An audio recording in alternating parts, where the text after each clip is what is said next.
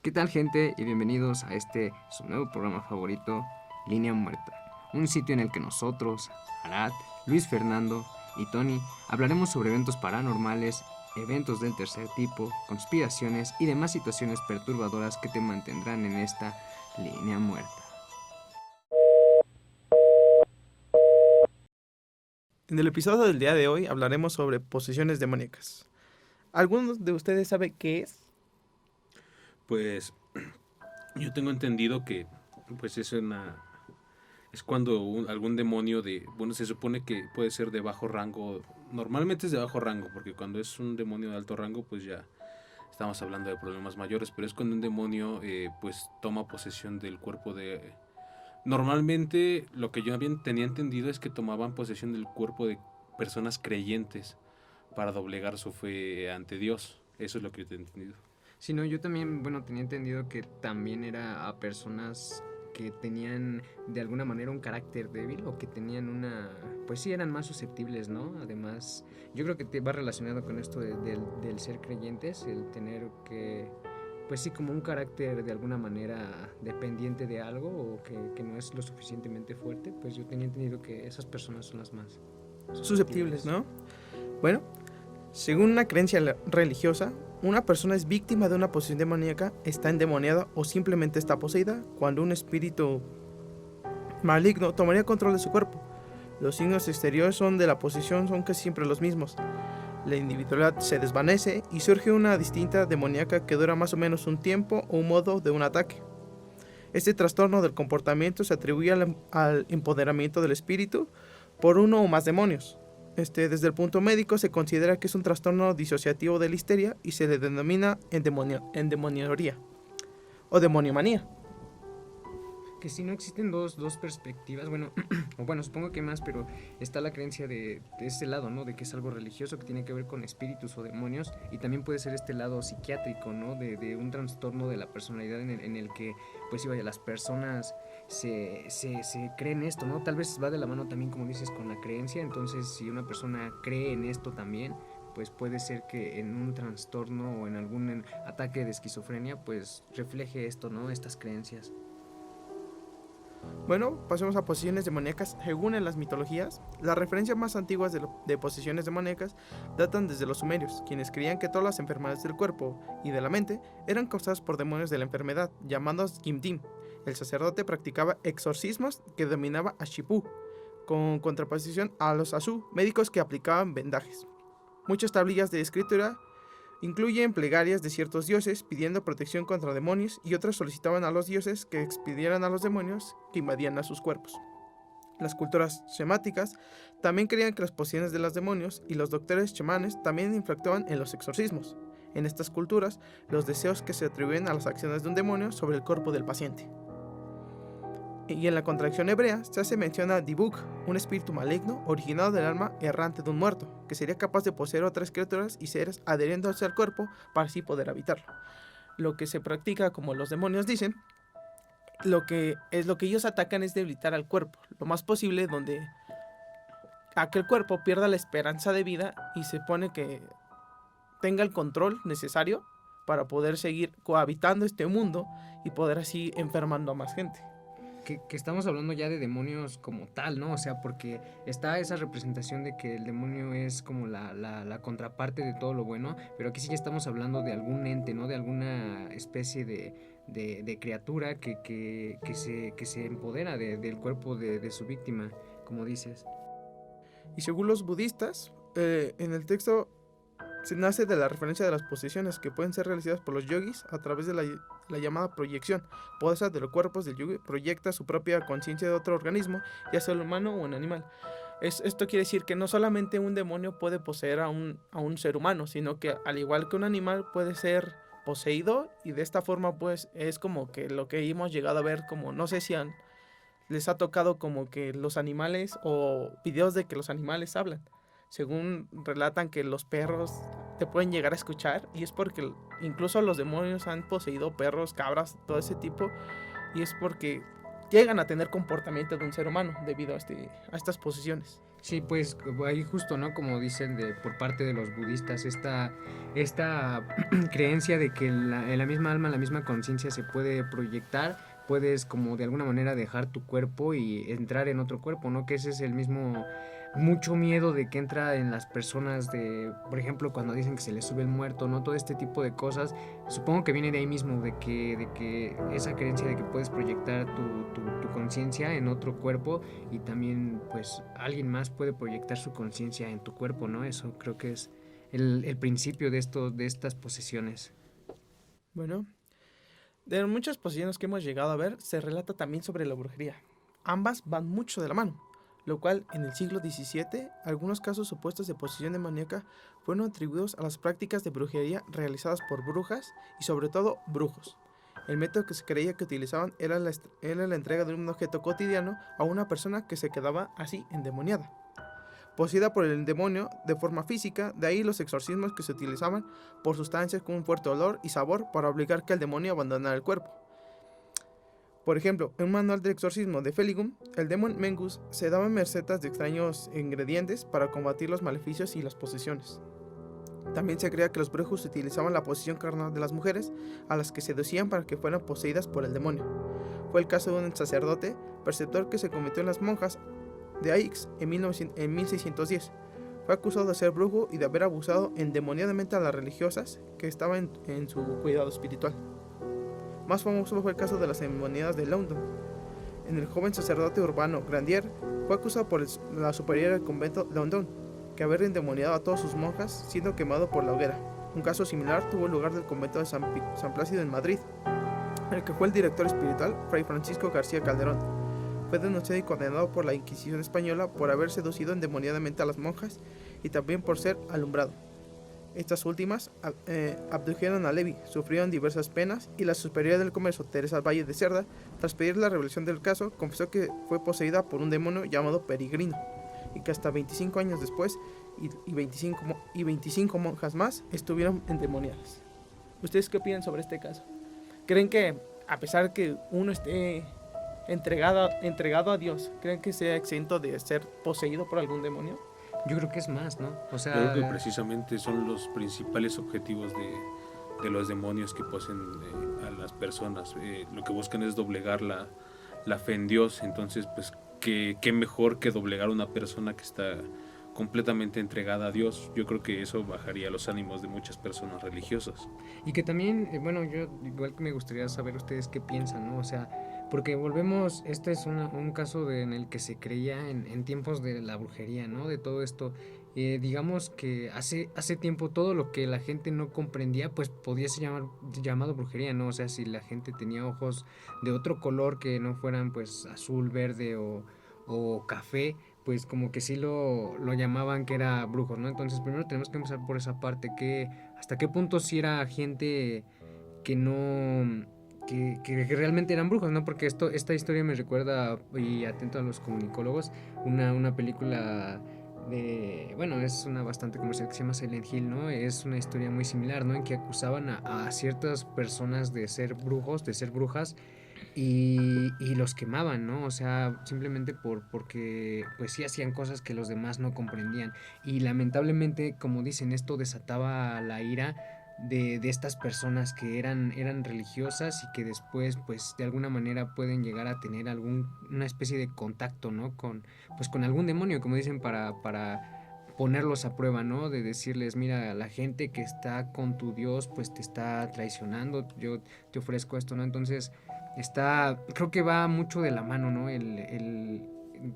Esta perspectiva de que podían ser personas que no eran comprendidas y ser llamados brujas o que estaban poseídos, pero también que de alguna manera, pues sí, al ser rechazadas tenían que buscar la alternativa, ¿no? Para ser notados y pues yo creo que sí es posible que hayan sido poseídos. Bien, muchas veces, como acabamos de hablar de la religión, de la iglesia, ¿qué es la interpretación religiosa de acuerdo a la posesión demoníaca? Para ellos, en aquellas religiones cuyos cultos consideran la existencia de entidades demoníacas, la posesión demoníaca es el término que se le describe al control interno, intermitente o permanente por un demonio de las acciones del cuerpo del ser humano. La demonología se dedica a su estudio. Además de la religión cristiana, existen religiones o culturas que consideran la existencia de demonios que causan algún tipo de malestar mental, físico o espiritual. Por ejemplo, en la cultura islámica encontramos al jinn, que son descritos como entes que pueden desaparecer y aparecer, especialmente de forma de serpiente de un hombre o hacer maleficios a los humanos. Por otra parte, en la mitología hebrea se hace referencia a dos tipos de demonios, el Erim y el Shedim. Ambos demonios se indifieren en la vida de los hombres causales, males y en los espíritus de Dibuk. Muchas religiones tienen el protocolo de distinguir una posesión demoníaca de otro tipo de patologías de carácter no espiritual. En el caso de la religión católica, solo se procede del ritual del exorcismo, una vez las psiquiatrías han estudiado el caso. Es como dicen, ¿no? ¿Cómo saber qué es una posesión o es una enfermedad mental? ¿Cómo saber que aquella persona que según está, y digo según por no desmeritar lo que ha pasado de los casos, cómo saber, ¿está enferma o realmente está siendo poseída por un demonio, ¿no? Pero ya que lo mencionas, ¿hasta qué punto también la enfermedad mental puede manifestar algo en la realidad, no? O sea, me recuerda también una película que se llama La Isla Siniestra, donde sale Leonardo DiCaprio, que es como ese juego mental y que la gente crea en algo o tenga una creencia, cómo distorsiona su realidad, ¿no? O sea, como dices, puede ser una enfermedad mental, pero trascendida, ¿no? Llevarla más allá y que puedan manifestar estos entes, estas energías. Personas religiosas cristianas creen que los demonios pueden entrar a una persona de varias maneras, principalmente por la práctica del espiritismo en sus diversas formas, invocación de los espíritus de personas difuntas, pactos con el Satán, la astrología, la cartomanía o la ouija. Como bien dicen que la ouija es un portal para los demonios y muchas veces pues nosotros la tomamos como a juego, incluso así puede ser que, incluso como yo he preguntado a amigos, ¿ustedes han utilizado la ouija por experiencia o algo por el estilo? Y me dicen que sí y que no ha pasado nada, pero por otros relatos que nos han dicho del pasado o incluso no sé si a ustedes han tenido un caso cercano de amigos que les han platicado, pues a la ouija se le atribuye este tipo de cosas, de posesiones demoníacas, debido a que pues es como un portal. Y de hecho, o sea, más allá, es que, bueno, yo defiendo esta parte, ¿no? O sea, como comunicólogo y como pues, con una formación en ciencias sociales, defiendo esta parte de que existe algo que es el subconsciente colectivo, ¿no? O sea, más allá de que existan estos demonios, el hecho de que tanta gente crea que jugando pues a la ouija pueden atraer algo, pues puede ser así, ¿no? O sea, no digo que lo atraigan ellos, pero ya es tanta la energía concentrada en esta y tanta la expectativa concentrada en este juego que realmente pueden ocurrir estas cosas, ¿no? Manifestaciones de energía, pues, fuertes. Sí, yo creo que mi compañero era de los que creyó que nosotros llamamos al temblor con nuestras energías. Pero bueno, sí, se habla mucho de que la ouija es un portal y pues sí, precisamente estás tomando comunicación con estos entes y lo que haces al comunicarte con ellos pues es permitirles entrar a tu mundo, les estás permitiendo que vivan contigo. Es por eso que dicen que cuando estés jugando la ouija necesitas cerrar el juego, porque si no se queda abierto este tipo de portal y es cuando entran los entes malignos a nuestro plano. Bien, también puede ser provocada por otra persona a través de prácticas satánicas como misas negras, maleficios, mal de ojo, etc. En este caso, tanto como la víctima como los invasores del maleficio pueden quedar infectados por uno o varios demonios. Para los pensadores católicos, el demonio puede manifestarse sobre un plano puramente psicológico, lo que hace a través de la obsesión de las tentaciones obsesivas por ciertas visiones inexplicables o alucinaciones. Si bien la intervención se implica de forma de divarios psicológicos o sobrenaturales, entonces se tratará de una posesión. En este caso se podrá poner la evidencia de la presencia del demonio y su imperio sobre el cuerpo poseído. Se distingue un estado de calma y de un estado de crisis. En el estado de crisis se deduce por la forma en cómo se representa en el cuerpo, cómo nos han presentado que tiene pues varias cosas como cortadas, como que le cambia la voz, como que los ojos incluso le pueden cambiar. Las explosiones de rabia, las palabras impías y blasfemas, el posesión de un trance, el pérdida de control y lo más a menudo toda conciencia y memoria sobre todo lo que está pasando se pierde completamente. O sea, digamos que después de que aquella persona poseída por suerte o por obra, no quisiera meterme en religión, obra de Dios, logra deshacerse del demonio, se supone que esta persona no tiene ningún recuerdo de lo que pasó, ningún recuerdo de que haber sido poseída. Pues bien, pasando en el tema del cine y cómo este ha sido abordado o sumergido en posesiones demoníacas, el tema de la posesión demoníaca ha sido más explotado por el cine que por la literatura. En la película más famosa abordada en este tema es El Exorcista, basada en la novela anónima de William Peter Blatty, quien también escribió el guión de la película, cuya trama retrata un caso de posesión demoníaca en el siglo XX. La cinta muestra todas las características que debe reunir una persona para determinar que está poseída: hablar con un idioma que no conozca, odiar los símbolos sagrados cristianos, blasfemar, practicar la telequinesis y demostrar una fuerza superior a sus capacidades físicas.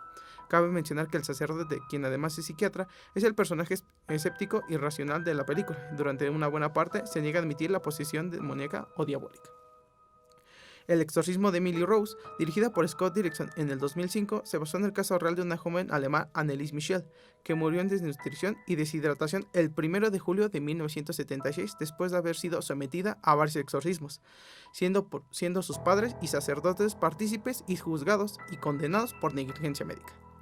El Rito, película estrenada a principios del 2011, basada en hechos reales, sucedidos en el exorcismo real realizado en la ciudad de Roma. Líbranos del mal, dirigida también por Scott Derrickson en el 2014, se basó en el libro de memorias Cuidado con la noche de Rap Search, un exoficial de policía de la ciudad de Nueva York que investigó el caso de nuevos marines retirados que fueron poseídos por entidades demoníacas. Y por último, The Vatican Tapes, película estrenada en el 2015 que se retrata en el caso de Angela Holmes, una joven estadounidense sospechosa de albergar un espíritu maligno.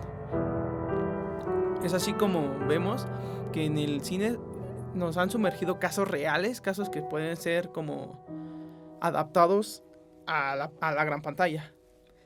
Sí, como en la película, bueno, hay un documental que se llama Instituto Atticus. Me parece que tiene fragmentos de como de una investigación real de un caso, ¿no? De hecho, tocan una perspectiva bastante interesante porque hablan sobre los experimentos de alguna forma de la proyección mental, ¿me entienden? O sea, está la mujer poseída y hacen un experimento donde le vendan los ojos y ella está adivinando lo que está sucediendo. O sea, varios casos como de no recuerdo cómo se llama esa especie de poder que tienen las personas de controlar las cosas con la mente, pero se da eso, ¿no? También, o sea, de que ella puede mover, me parece que una cuchara, algo así. Ese caso se me hace bastante de los más fuertes que he visto. De hecho, cuando yo vi esa película, pues sí me quedé, no la terminé de ver al momento, como que me quedé un poco, pues, asustado, y después la continué de ver al otro día, ya que era de día. Pero esa es bastante buena, Instituto Atticus, y les digo que es un caso, pues, real. Sí, y ahora hablando del el caso real, yo creo que más impactante y que ha tenido más influencia dentro del mundo del cine y de la literatura, es el que comentó mi compañero, que es el caso de Anneliese Michel, el cual inspiró la película del exorcismo de Emily Rose. Vamos a hablar un poco de este caso. Bueno, en 1969, con 17 años de edad, Anneliese comenzó a padecer extraños ataques. Las personas cercanas a ella creyeron que eran ataques de epilepsia, por lo que permaneció internada en el hospital psiquiátrico de Würzburg. Cuando salió, logró completar sus estudios de bachillerato y después se intentó entrar a la Universidad de Würzburg. Después, como los síntomas no cedían, entró a un hospital psiquiátrico. Su depresión empeoró y cada vez aumentaba más su frustración con el tratamiento médico. El tratamiento que tenían a largo plazo no daba ningún resultado en su estado. Su depresión estaba igual y los demás síntomas cada vez iban en aumento. Anneliese estaba centrada su vida alrededor de una fe católica muy, muy devota. Entonces empezó a manifestar una condición de posesión demoníaca. Ella tenía intolerancia a los objetos y espacios consagrados, como lo es un crucifijo e imágenes de la Virgen. En 1970, Anneliese fue internada de nuevo en el hospital psiquiátrico, donde le prescribieron medicación contra las convulsiones por primera vez, aunque esta no alivió sus síntomas. Ella le decía a los doctores y a sus familiares que a lo largo del día veía caras malignas mientras rezaba. Anneliese acabó convenciendo de que la medicina no era algo que la fuera a ayudar. Se le prescribían varios tipos de medicamentos fuertes en contra de la convulsión y depresión, y pues al parecer ninguno ninguno ayudaba a su estado. En 1973 Annelies empezó su tratamiento con uno de los medicamentos más fuertes, que se llama Tegretol, que es un estabilizador emocional. Annelies tomó esta medicación con frecuencia, incluso un poco antes de su muerte. En 1973, Annelies abandonó el tratamiento para la esquizofrenia. Sus padres acudieron a la parroquia local solicitando a los religiosos que sometieran a su hijo a un exorcismo. Al principio todos ellos lo rechazaron, ya que la doctrina de la iglesia es bastante estricta en cuanto a las reglas de lo que es un exorcismo. Poco después, el párroco Louis Alt era considerado un experto en la materia. Creyó probar que Annelies reunía las condiciones para considerarse que estaba poseída, y así logró el permiso de las autoridades eclesiásticas para realizar un exorcismo.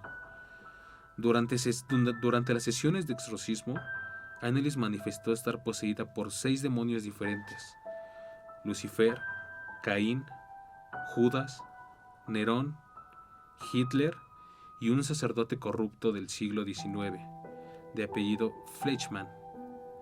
Estos dos últimos, Hitler y Fleischmann, fueron sustituidos en la película por Belial y Legión, por temas de política en cuanto a Hitler y de iglesia. Antes de eso, ella ya se había destrozado las rodillas en ataques de genuflexión compulsiva. Se escondía debajo de la mesa, ladraba como perro durante el día, comía arañas, comía carbón y le arrancó la cabeza de un mordisco a un pájaro muerto. Lamía su propia orina del suelo y se podía escuchar a través de las paredes que ella estaba gritando durante horas. A continuación vamos a poner los fragmentos de lo que fue el exorcismo de Annelies. Son realmente impactantes todos los audios que se grabaron durante este exorcismo, y pues vamos a ver qué opinan aquí mis compañeros de esto.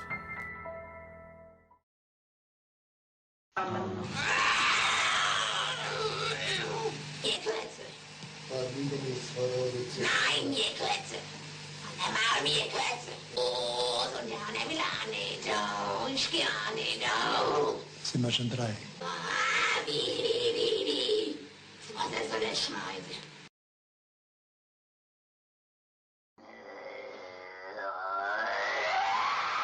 Als Kind Gottes. Ich hab dein Maul erschlagen!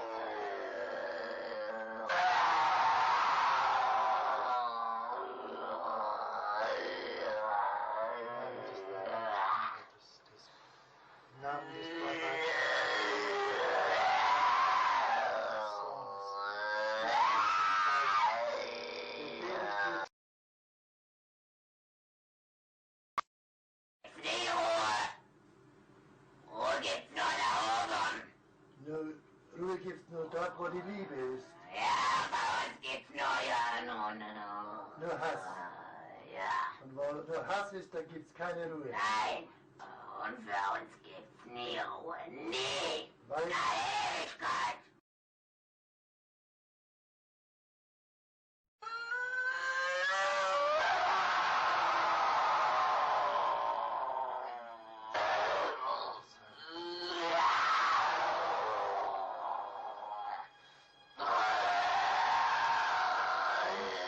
Und jetzt bin ich verdammt.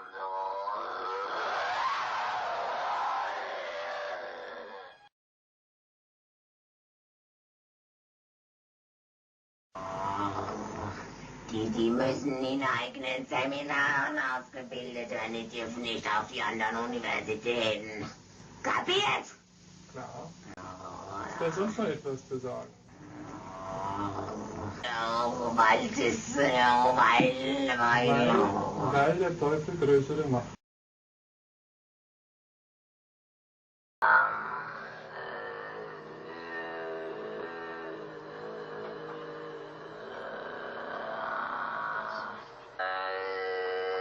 im Namen deines Sohnes, den Jungfrau, im Namen Jesu, befehle ich dir auszufahren. Im Namen des dreifaltigen Gottes, des Vaters. Namen des dreifaltigen Geistes befehle ich dir auszufahren und nie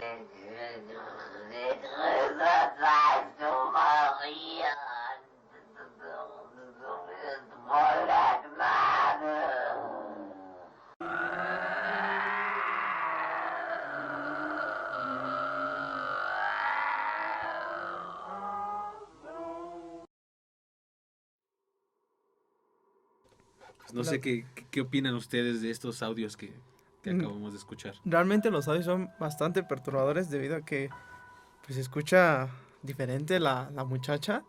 Se escucha como que, sí, literal, otra persona dentro de ella, güey.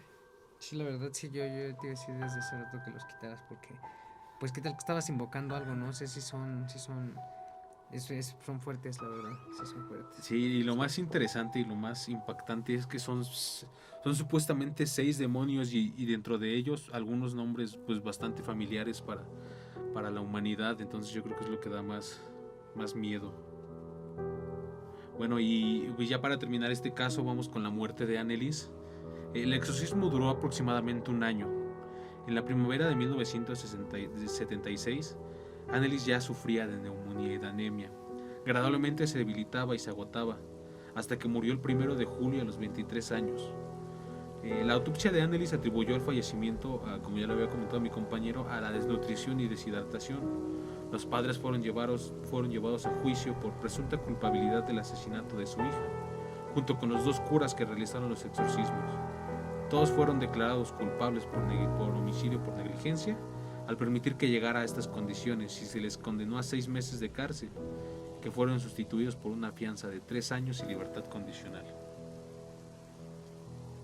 Bueno, pues ya, como podemos ver, esto de los exorcismos puede ser algo que se pasa a la pantalla grande, pero más allá de lo que existe en las películas o en todo esto que vemos,